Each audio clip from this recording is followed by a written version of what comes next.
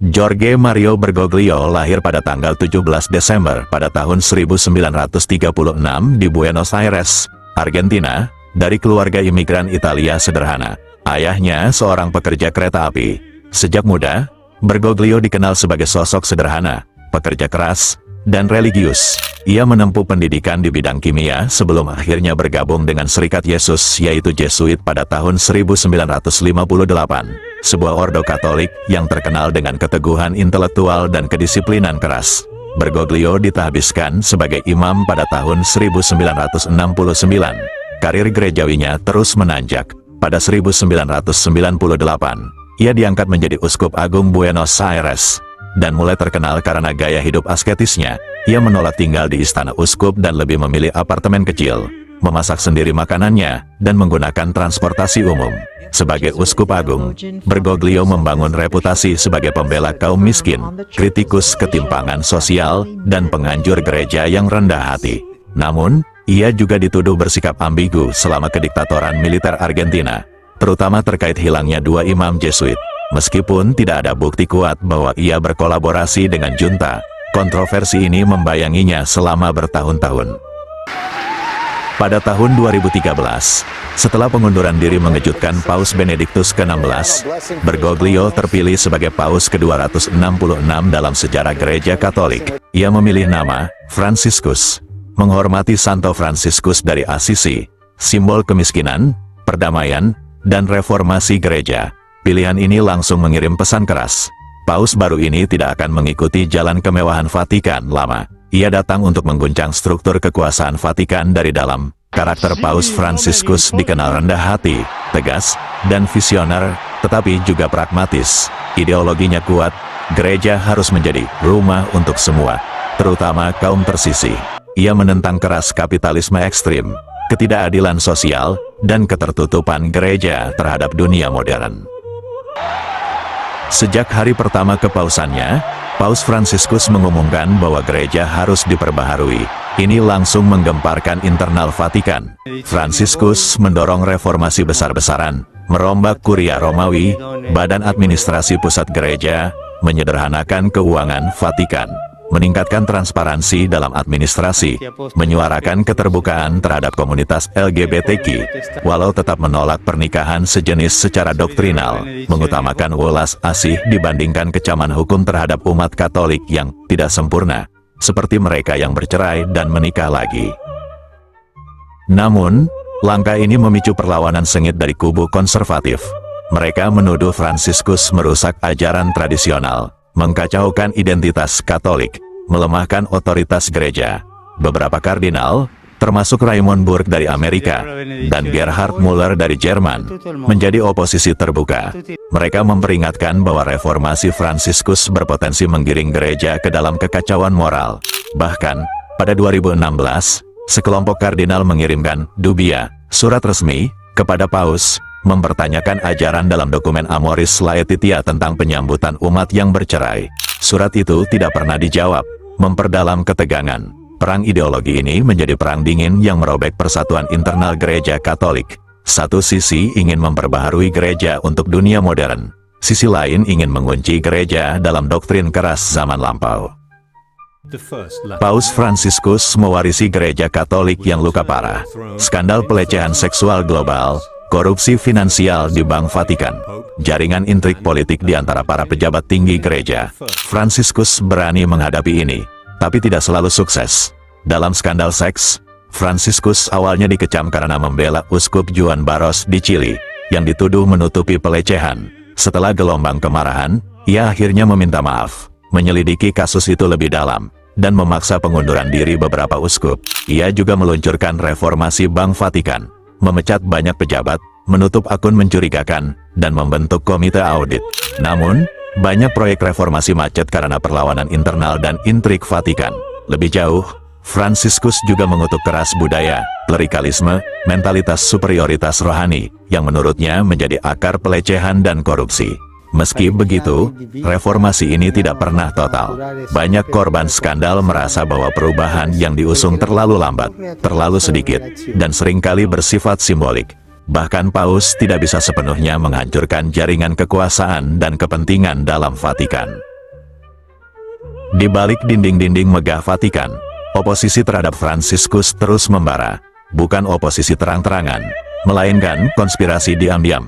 Beberapa kardinal, uskup, dan birokrat Vatikan mengabaikan arahan reformasi Paus, menghambat implementasi kebijakan baru, membocorkan dokumen rahasia ke media untuk mempermalukan kepemimpinan Paus. Pada 2018, Uskup Agung Carlo Maria Vigano mempublikasikan surat terbuka, menuduh Fransiskus menutupi skandal seks Kardinal Theodore McCarrick. Tuduhan ini, meskipun tidak terbukti penuh, merusak kredibilitas Paus di mata sebagian umat.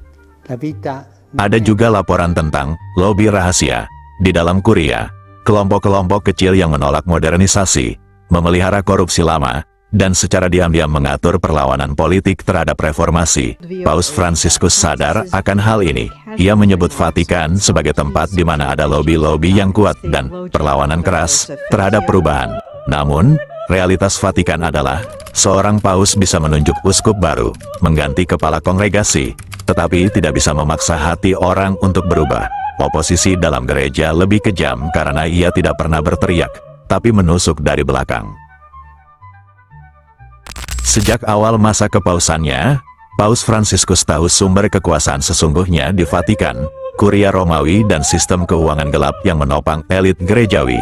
Pada tahun 2013, ia membentuk Dewan Kardinal untuk mendesain ulang Kuria, sesuatu yang hampir tidak pernah dilakukan Paus sebelumnya sejak abad pertengahan. Langkah-langkah berani yang ditempuh, membentuk sekretariat untuk ekonomi yang dipimpin Kardinal George Pell, dengan mandat mengawasi seluruh keuangan Vatikan, membuat statuta baru untuk Bank Vatikan, memberlakukan audit independen dan menutup akun gelap, mendorong transparansi pengadaan keuangan. Semua lembaga Vatikan harus melaporkan neraca tahunan. Merombak kongregasi untuk evangelisasi bangsa-bangsa dan kongregasi untuk iman, dua pusat kekuasaan tradisional, agar lebih fungsional dan melayani misi global. Bukan hanya elit Roma, namun, reformasi ini langsung memicu kebencian. Banyak pejabat lama merasa kekuasaan mereka dirampas. Skandal Vatileaks II. Tahun 2015, kebocoran dokumen ke media mengungkap bagaimana birokrasi internal melawan reformasi. Kardinal George Pell sendiri terjerat kasus pelecehan seksual di Australia, yang akhirnya bebas. Tapi reputasi reformasi ekonomi Fransiskus terkoyak berat. Meski ada kemajuan, kenyataan pahitnya, banyak reformasi struktural ini akhirnya berhenti, diperlambat, atau dilumpuhkan dari dalam. Reformasi Vatikan bukan revolusi sekali jalan. Itu adalah pertempuran panjang di rawa-rawa korupsi yang dalam. Paus Fransiskus mengubah citra Vatikan di mata dunia, tetapi tidak selalu dengan hasil yang stabil. Media global awalnya mengangkat Fransiskus sebagai Paus Rakyat. Time Magazine menobatkannya sebagai Person of the Year 2013. Majalah Rolling Stone menaruh Fransiskus di sampul depan sebagai figur perubahan. Surat Kabar Dunia menyebutnya harapan baru untuk gereja Katolik yang terluka parah. Namun, seiring berjalannya waktu, narasi itu mulai berubah. Media konservatif, terutama di Amerika Serikat, menyerang Paus Fransiskus karena dinilai terlalu kiri, terlalu liberal dalam isu sosial. Di dalam dunia Katolik sendiri, muncul kritik bahwa Fransiskus berbicara besar tapi bergerak lambat dalam menindak pelecehan seksual. Skandal keuangan, walau tidak melibatkan dia langsung, mencoreng janji reformasi. Di dunia politik, Fransiskus dipuji oleh pemimpin sayap kiri untuk sikapnya terhadap imigrasi, perubahan iklim, dan ekonomi inklusif. Sebaliknya, dihujat oleh kelompok sayap kanan karena menentang keras nasionalisme, kapitalisme tak terkendali, dan retorika anti-imigran. Perang opini ini menciptakan dua wajah Fransiskus di mata dunia. Santo revolusioner bagi sebagian, pengkhianat tradisi bagi yang lain. Tahun-tahun terakhir kepemimpinan Fransiskus diwarnai tanda-tanda fisik yang jelas. Masalah lutut kronis membuatnya sering tampil di kursi roda sejak 2022. Operasi usus besar tahun 2021 untuk mengatasi stenosis usus besar. Laporan medis menyebut Fransiskus menderita kelelahan berat dan masalah pernapasan yang berulang. Meskipun ia tetap bekerja keras, ada isyarat tidak terucap di Vatikan. Masa kepemimpinan Fransiskus mendekati akhirnya. Media mulai membahas skenario suksesi. Siapa yang akan melanjutkan visinya? Apakah pengganti Fransiskus akan memperkuat reformasi atau membalikkan arah kembali ke konservatisme? Dalam bisikan internal, Nama-nama seperti Kardinal Pietro Parolin dan Kardinal Luis Antonio Tagle dari Filipina sering muncul sebagai calon kuat. Namun, suksesi paus adalah permainan kekuasaan dalam kabut, penuh rahasia, intrik, dan taruhan geopolitik tinggi. Di depan publik, Franciscus berusaha tersenyum. Di dalam, ia tahu waktu terus menipis, dan musuh-musuhnya hanya menunggu jam berdetak lebih pelan.